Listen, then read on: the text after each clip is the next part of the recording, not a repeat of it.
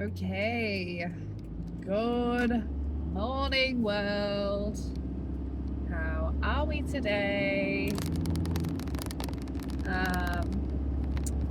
We have situated the phone holder, excuse me, a little bit different.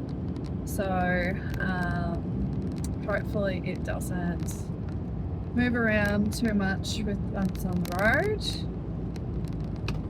And you still get a bit of a view. So this morning I wanted to make a video about the inspiration behind this video partly comes from watching some of David Icke recently, where he's talking about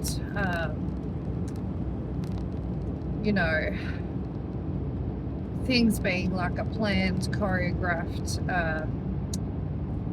event and whatnot, like what's happening with Iran, and that these things are years in the making, and that what he calls the cult are behind these things, not the people that you think it is. Like, it's not really Donald Trump in charge, or even Benjamin Netanyahu. That there are people beyond that, and it's just that we're led to believe that it's these guys that are in charge, and they might even think they're in charge themselves, but more than likely they know that there are orders coming from beyond, above them. Anyway, and we've spoken about it on this channel as well in the past. Kind of right from the start of this channel, I spoke about what I call like the monopoly, or the chess game that's going on in the world, and we're told or led to believe one thing when really other things are going on behind closed doors, and there are handshake deals and whatnot that we're not supposed to know about, and all this sort of stuff. And anyway, so a mixture of those two things has led to the thoughts and the chat today. And what I was thinking was, because I heard the other day they were talking on the radio about how here in Australia there was legislation passed back in 2019 to do with oil, what's it called? Like stocking oil for an emergency situation, right? Reserves. And so they had a bunch of legislation written up about what they should do in the case of some sort of national emergency, what they should do with their oil reserves, to how they handle a situation like that, right? And I just kind of thought, the other day when I heard that, I thought, isn't that kind of funny timing, right? And I know, okay, well, it's 2026 now. Some people might say, oh, that's 6-7 years ago. That's not suspicious. But then I thought, if there were planned things, like a playbook, right, of planned things that are going to happen over time, to change the status quo, to change the world and how things are, do you think that they would only be planning for a year ahead. Like, no, obviously not. Like, they would be planning for much further ahead in time than that, don't you think? And so I thought, that's interesting. That's an interesting little thought there. That, you know, really we should be looking at things that have, you know, been passed in legislation, bills written up, you know, from previous governments, from, you know, the previous president, the previous prime minister, you know, things that were done several years ago, not just what's happening right now. Like, I understand, you know, even David Icke was saying, you know, while this is happening over here with Iran, that's part of distraction, you know, to keep you looking over here, so you're not looking over here at what they're doing. And you know, that's a big one. We've all, you know, understood that for years, haven't we? Like, I remember when, wasn't it, was it Boston in America, where there was like a bombing of a marathon or something, you know, and then at the same time that all that was going down, I think it was Obama was like quickly signing legislation that barely got spoken about, barely got mentioned even in the media, I believe, that's, you know, it was like high impact, like it would have been of high interest to the American population. But, you know, the Boston bombing was very coincidentally timed, wasn't it?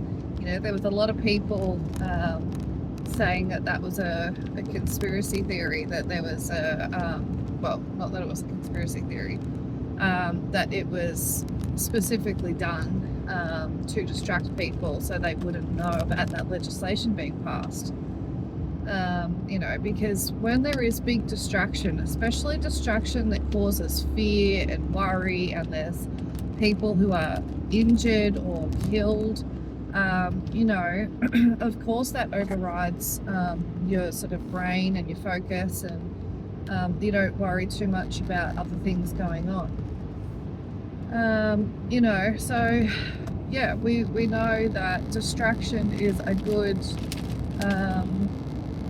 you know, a tool that works, you know, that they use in their playbook quite often, yeah, to make sure that we don't focus on other things happening. And but yeah, so when I heard about the legislation that was passed for times of emergency in Australia, where fuel is an issue, I thought that was pretty sus that had happened in 2019. I mean, obviously we had COVID and stuff also after that, and but during COVID we had curfews. You couldn't be out after a certain time at night. You couldn't drive more than it got down to like 5 kilometer radius from your home, and there were police checking your driver's license, and you know, petrol stations and places would refuse to serve you because they would also see your driver's license, you know, that you weren't local and things. Yeah, so I'm just saying, like, during COVID, I don't really feel like fuel was a huge consumption. I know that prices for everything went up, but I believe even for fuel, but consumption wasn't really the thing. It was more panic buying toilet paper then, wasn't it? But yeah, so I thought about that, you know, things are probably planned for years in advance, and there would be stuff that's planned now for, you know, 6-7 years from now, you know, that are already in the pipeline of happening. And when you think about it as well, you know, investment into AI and, you know, robots and all these sort of things, that already was happening several years ago as well. And now we find ourselves at a point in time where they are really pushing the AI and possibly do want to somehow mix, you know, AI, you know, computer technology with humans. And, you know, I think that we should be spending more time looking into and thinking about what sort of plans the rich and elite powerful possibly have, because I don't think that the Iran war, I don't think that's it. I don't think that's it. Like, yeah, it makes a good story, you know, kind of like a war movie, doesn't it? It's like a war movie. But that's not, I don't think that's the whole story. I don't think that's it, you know?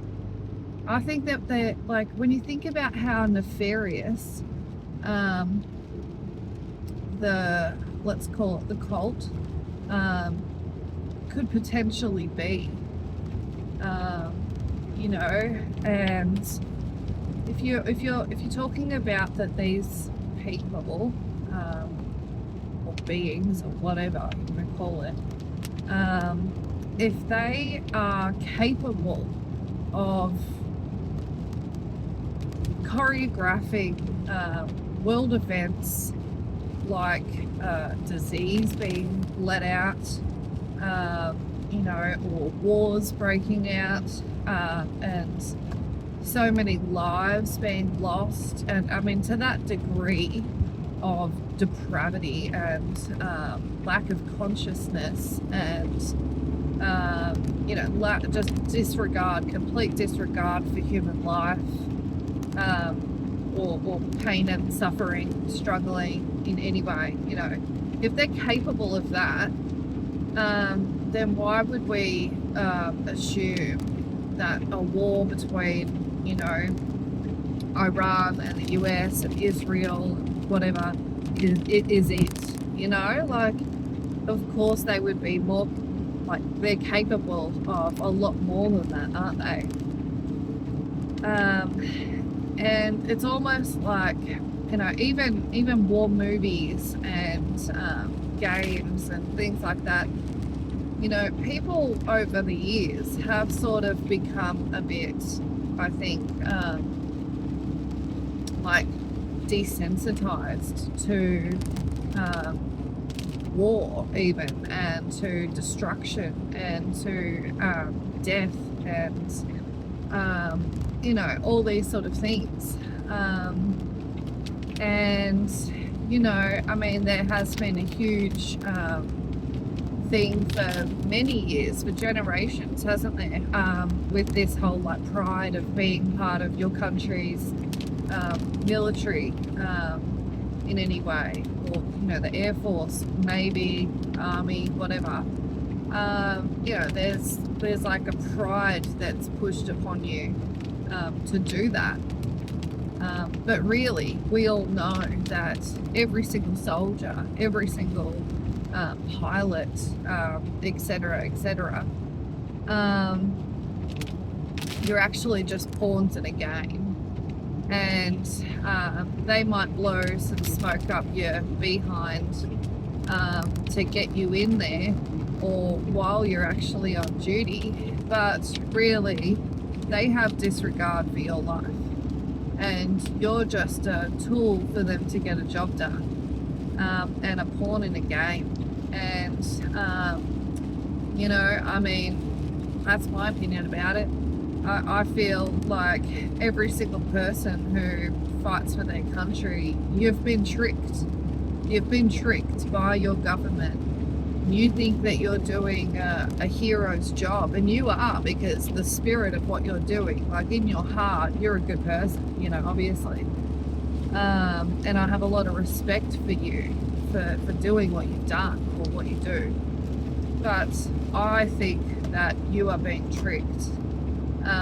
I think that there is an absolute disregard for Serbs people's lives. And, you know, I mean, look at all the stories of veterans and stuff not being looked after properly, you know, with issues and things that they face after their service. You know, there's so many terrible stories out there where it's like they've just been forgotten about and left in the gutter, basically. You know, I could go into more of that, but I am home now. So yeah, look, I'm going to cut the video short today. I just really wanted to, you know, remind everyone that,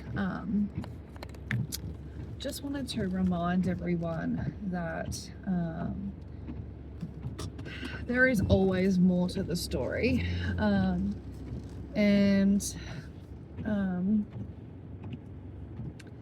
And I really do think that, you know, we are being tricked on many levels about many different things. And distraction is a huge, you know, tool that they use on us, a tactic that they use on us all the time. And I think that we should be looking into what sort of things were passed in the last several years, you know, legislation, bills, to kind of get a better idea of what's coming, instead of just being distracted by what's happening today. Yeah, so look, that is my 2 cents today. I hope you're all having a all right day, an all right week. It is Friday, and we have shocking weather here today. It is like a really bad winter's day, like so much rain, and apparently dangerous winds today. So, you know, wherever you are in the world, keep safe. Try to keep your chin up. And I'll see you all in another video. Bye.